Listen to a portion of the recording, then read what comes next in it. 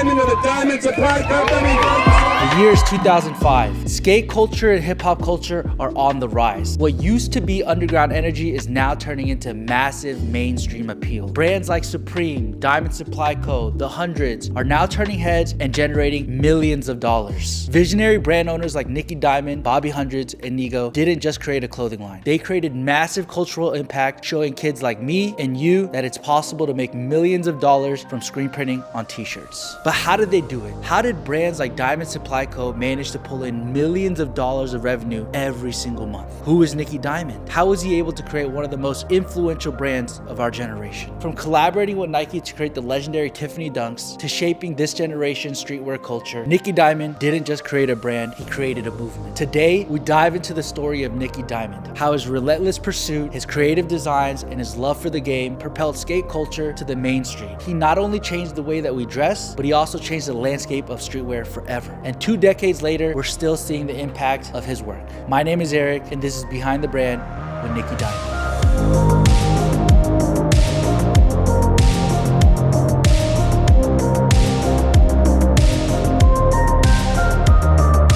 This video is sponsored by T-Style. Shout out Demir, they got the best blanks in the game. I don't know how we are here. We just ended up in the hills. We're with a legend, like certified. All you kids out there that want to start a streetwear band, fucking, you're talking about graphic tees, any of that shit. This is fucking Mount Rushmore of the shit. Like, thanks, bro. I appreciate it. Yeah, Nicky Diamond, bro. Dude, Thank really you, man. good to meet you, man. Nice to meet you, bro. This is a beautiful house. Uprising legend himself right here. I'm trying to be. I've been watching you on Superline, and you're good at it, bro. Thank you, man. Really good. Can we get a tour of the house? How much is this door? It was a lot. It was custom made. I did actually get it made myself, but yeah, I bought this house 7 years ago, and then I tore it down and built a new one. Oh, wow. Yeah. You tore it down, like all of it, and you...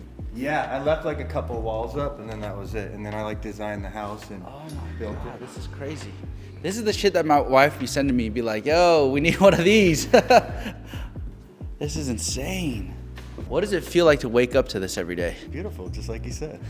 I love it. And you have the chair. This is the, I don't know, I'm not in the tax bracket yet, but this chair right here is like the gas chair. Yeah, actually, I bought a house in Studio City back in the day. My friend, Kevin, that was my realtor, bought this for me from Design Within Reach. It was a limited edition, all black.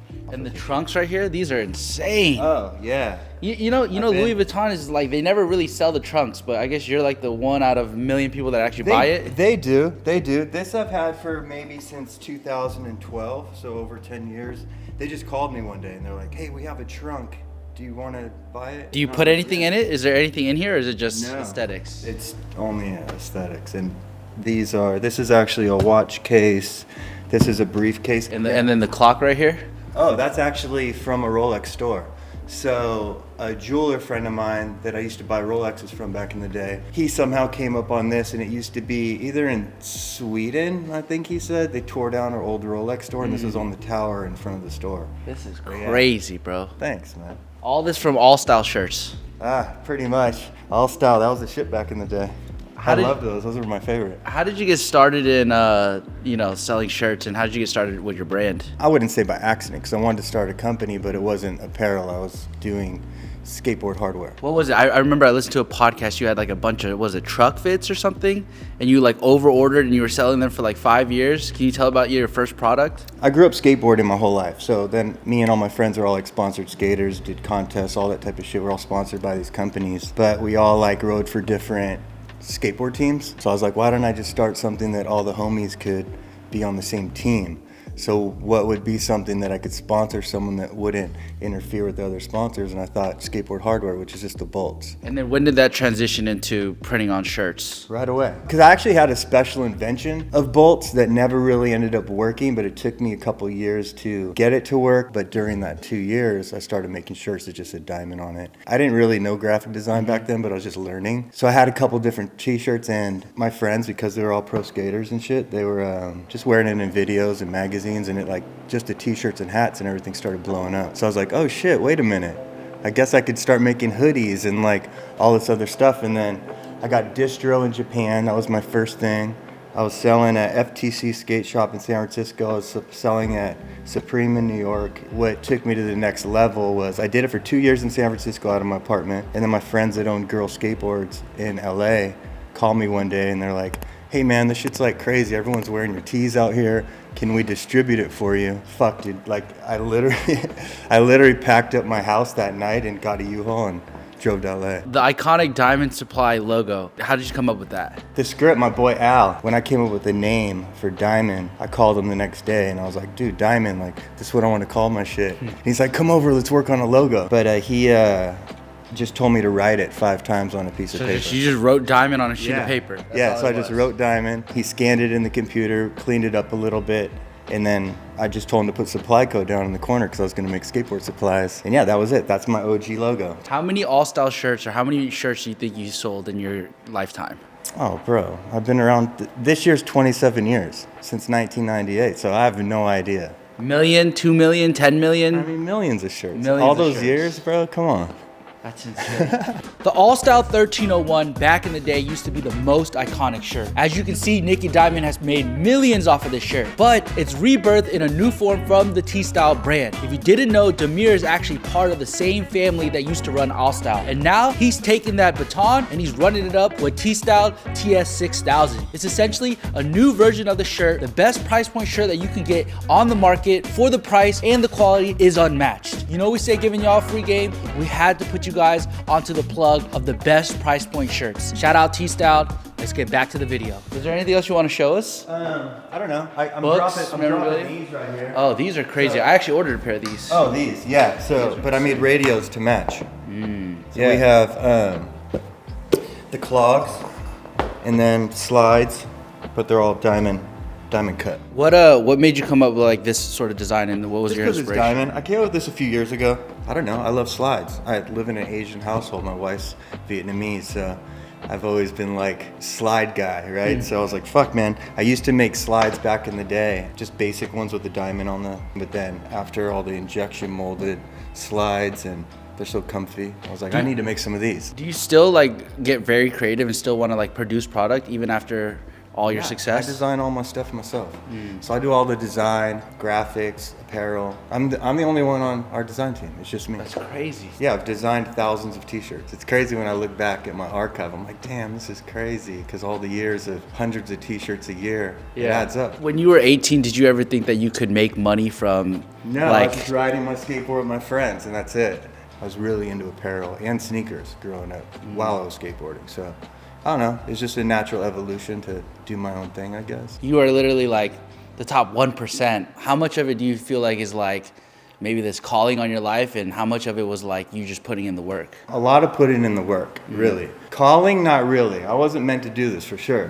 The thing is that I just like wanted to make shit and I just believed in it and been doing it the whole time. There's been crazy ups and downs with the brand, you know what I mean? But I just like, there's nothing else I want to do. What was one of your biggest downs? Like what was like a biggest loss you took, or something where somebody might have stole something for you, or like your shipment came fucked up? I've just had employees, like even my accountants and my business management company, they've all stolen from me. Like you can't trust anybody. And how did you learn from that? Like what are the things that you learned? What did you do differently to prevent that from happening today? I don't fuck with anyone. You don't fuck with you. Just solo dolo. Solo dolo. Really? I used to have like over 100 employees, and over the years of watching how everyone was doing, it was like, get a big warehouse, hire all these people. You know, it was just like, that's all I knew. So when I started my brand and I started doing everything, that's how I was operating. But now watching all the younger brands now and how they're doing it, it's like 3PL, fucking have a couple guys, design shit. You don't need all the crazy overhead, all the employees. You can outsource a lot of it. Yeah. Unless you're, I mean, there are a lot of brands. They just, you know, the owners are the creative directors and all that, so they have to hire like a design team and all that, which is more overhead, obviously. But for me, I don't have to because I just do it all myself. Last night we were at the Hellstar Christmas party, and you know, they're like fucking booming, and you know, they're kind of like in that trend when you first blew up, like they're in that era, right? What advice do you have for those guys? Because they're young, they're making a lot of money, they're feeding a lot of people, but there also comes with a lot of hate and a lot of fucking, not everyone wants to see them win, right?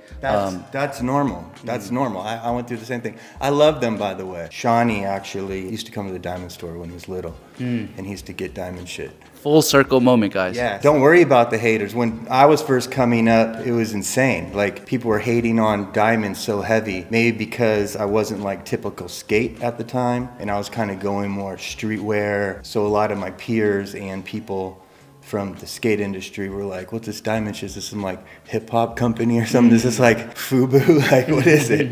Anyone that's rising, like even like rappers or painters or anybody, if you're like doing it and people are paying attention, then it comes with a lot of hate because people are envious, they get jealous, and they just want to like hate on you. It's crazy. I don't know why, but that's just the way it is. What is one of the biggest wins that you've had? Like a fat payday, or like, you know, you got your stores, you got your brand in the PacSun. Like, what was like a moment where you were like, fuck, I made it? When I felt like I first made it and did something, it wasn't like a money thing. It was when I did my first collab with Nike, because I was such a sneakerhead.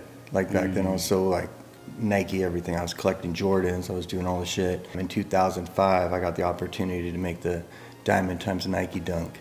And when I first held that thing in my hand, I was like, this is insane. Can you tell me the story of how you kind of snuck that in there? When I moved from San Francisco to LA and I went to Girl Skateboards, I was sponsoring all my friends, and most of my friends that were on Nike skateboard team, they all got on Nike. They were already on my Diamond hardware team.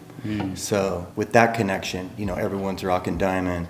Girl got the opportunity to do a Nike, and they were kind of like, they wanted to, but then they didn't really want to because they felt like at the time Nike wasn't really in skateboarding hard yet, and they felt like it was going to overpower the smaller skate shoe brands. When they asked him, my boy Sam was the skate team manager for Girl. He just asked me randomly, he's like, hey, can you come to my office? I have to design some colors for a Nike SB collab. And I'm like, oh shit, that's crazy. So I went in there. I just made a shirt that was like the OG script, but it was in Tiffany script and it was a black shirt. I was like, damn, everyone likes this shirt. You know, everyone's like jocking the shirt. It's pretty dope. I was like, listen, I want to make one like that. So I laid out one with just the Tiffany colorway. And then we sent it off to Nike. As soon as they got it, they hit them back and they're like, hey, we really like that blue colored one. Right? And I was like, dude, tell them to put a diamond on the tongue. Ask them if we could put a diamond on the tongue. That's crazy. Yeah. So he hit him back, hey, Nick designed that one, and he's wondering if we can make that a diamond one. And they were like, oh shit, we didn't even think about that. So like, yeah. So you snuck it in there. You snuck it in there, and then you got the collab. And now it's like one of the most iconic. I mean, this guy loves sneakers, and he loves that shoe. Like, all the kids out there, you guys, you know, when you go to these sneaker shows, and you're like, oh, the diamond. This is the guy. This is the story of how it was made. For a lot of creators out there, I feel like they're focusing on like graphics, the vibe, the fits, and stuff. Can you talk more about a little bit about the business stuff? Like, to what extent should they understand the business of being a creative? I feel like anyone that wants to do a brand can. There's going to be a lot of disappointment because not everything takes off. There's a lot of brands that can do okay, and there's brands that do well. Hellstar, they're having their moment right now.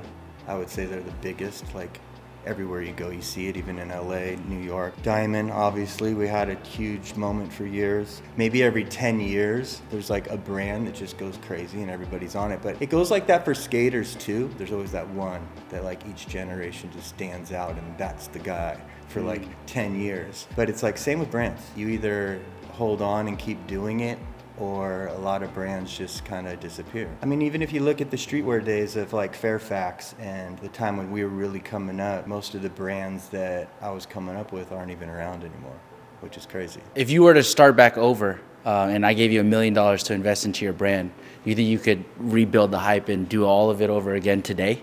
I don't know. Different time. I guess I could. I tell this to all the young brands, really. It's all about community.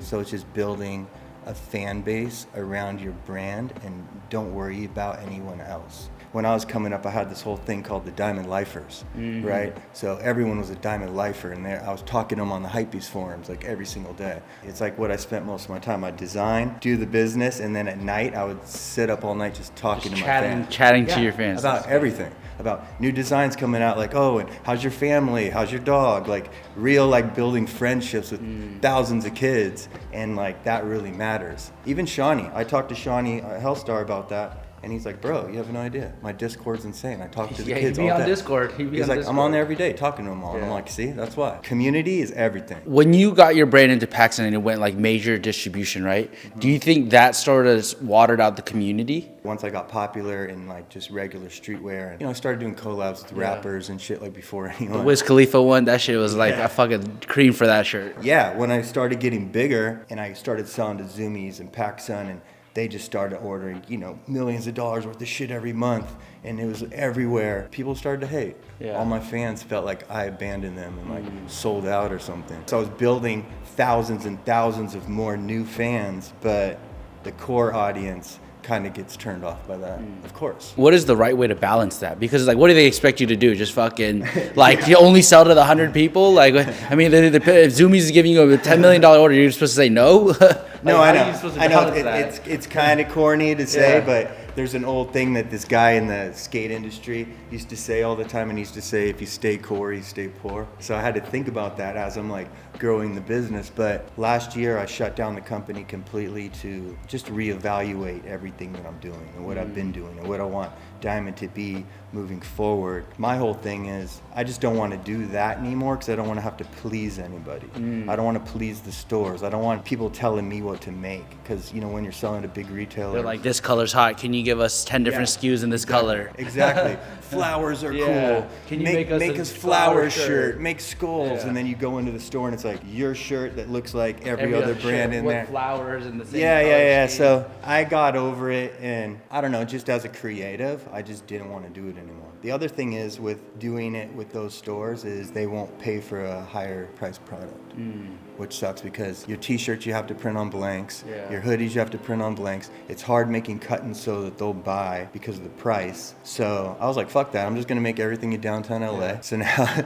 I'm making my own t-shirt blanks. Now you're going back to like the roots. Like you're going straight back up, to like straight up. I took it way back to when I started. Like I'm making all my own shit, like from everything, like my own tees, my own sweatsuits, everything downtown LA right now, and I'm doing stuff in Portugal. Used to make a lot of cut and sew in China, but I'm not doing that anymore. I feel like people don't respect it as much if it says made in China. I'm just making my shit in Europe, like super nice, high-end diamond, I guess you could call it. It's still diamond supply. You're coming back. It's still diamond, but it's like way higher price point because it's way expensive to make. Yeah. I feel like a lot of kids when they first start, it's like they're in their garage trying to make a shirt, and then it's like their dream is like this, right? And they're just like, if I get to this point, I'll make it and I'll retire and I'll be on a yacht. But you're here, like we're in the room where everyone wants to be, and you're still wanting to make creative stuff. Why are you not on a yacht? Like, why are you not just chilling? Why are you still making stuff? Because it's what I love. It's all I want to do. Like earlier when I was saying, it's like there's nothing else I want to do. Like what am I going to do? How boring. What a boring life. Like sitting around doing what? Like you have no work? Look at Tommy Hilfiger. All these people, they still like do shit. Like they still make stuff. There's like, why would you want to retire? Yeah. I don't know. I don't think I'd ever like actually retire. And at this point, it's not like I make stuff thinking about how many I'm going to sell or how much money I'm going to make from it. I'm just like, I just want to see people wearing this cool thing I made. Yeah. And that's how it was when I started. But during the time of me building the brand, that gets skewed as well because, like I said, when I had over 100 employees, I have all these mouths to feed and their families' mouths to feed. Your North Star kind of changes from like, I just want to make dope shit to like, I got to balance this and I got to pay this guy and I got to a certain amount every single month to be able to pay all these guys, or else what's going to happen to them? Like you're in charge of their life now. Yeah, the pressure of like the financial stuff and just it's all gone. Eliminated like 99%. Like that's where I feel like that's where stuff like this comes out of. Like when you're not fucking making something to make money and you're just making shit to like, what is some dope shit I would wear? It's like then you get shit like this. You get slides like that where it's like, oh, this shit's dope. Like I would actually wear it, and it kind of goes away from like all the other stuff that comes with building a brand. When you were getting fat ass orders from Zoomies, right? How are you financing that? Like because I'm sure those orders were in the tens of millions of dollars. How are you financing all those? At first I wasn't. So I went to this t-shirt printer in Orange County. We just came up with an idea together that I was like, how about I get an order, I give it to you, you make all my shit for that order, you ship it, you collect the money, and then you pay me. And he's like, sounds like a great idea. Yeah. And I was like, oh shit. As soon as he started printing all my hoodies, t-shirts, sweatpants, I was always delivering on time, which is very important for any brand. You have to deliver on time if you're selling to retailers. First year after he took over, we went from like 3 to 4 million to 15 million and then to 50. Wow. In 2 years. And I was like, oh shit, that's crazy. Like I could have been doing this before if I was delivering. Yeah. But yeah, it just like blew up out of nowhere because now you're just supplying the demand. Essentially, it's you got kind of like a free loan, kind of. Instead of going to a bank, you're going to a supplier, and he's kind of fronting all the inventory and fronting all the work and the paint and the ink and all that. So that's dope. If you could go back to the 18-year-old version of yourself, or even like an 18-year-old kid in Wisconsin, right? They like looked up to your whole success and everything that you've done. What advice do you have for that kid? Meet people online that are interested in the same things as you. Find, all those different people, not just your homies that you already know. Reach out to people and like try to make friends somehow, or send them your designs if they're into like graphic design. Be like, I love your shit. Build a community any way you can. You need to start from there so anyone can do it. Like literally, you don't have to live anywhere. You could live fucking in Kansas in a small little town and you could pop it off. A lot of even people that are successful, you never see them. You only see them on Instagram. It doesn't matter where they live. That's true. You know what I mean? It's easy, man. We didn't have it like this back in the day. It's way easier now. It's way easier back now. in the day, we didn't have it like this. So now I'm like, damn, it's crazy. Like,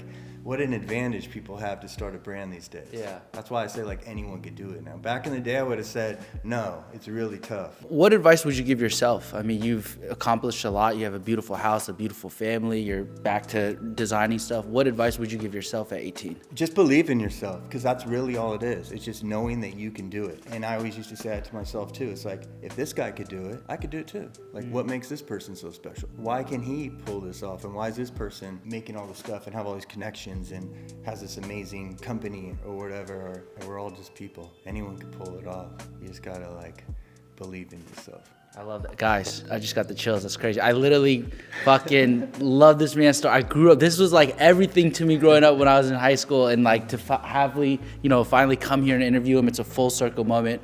Remember, in life, a lot of it's just believing that you can do it. It doesn't matter where you're from. There's so many opportunities. There's so many tools. The first step is just believing you can do it. Superline, Nicky Diamond, we stay giving y'all free game. Right on, bro. Appreciate it, man. That's dope.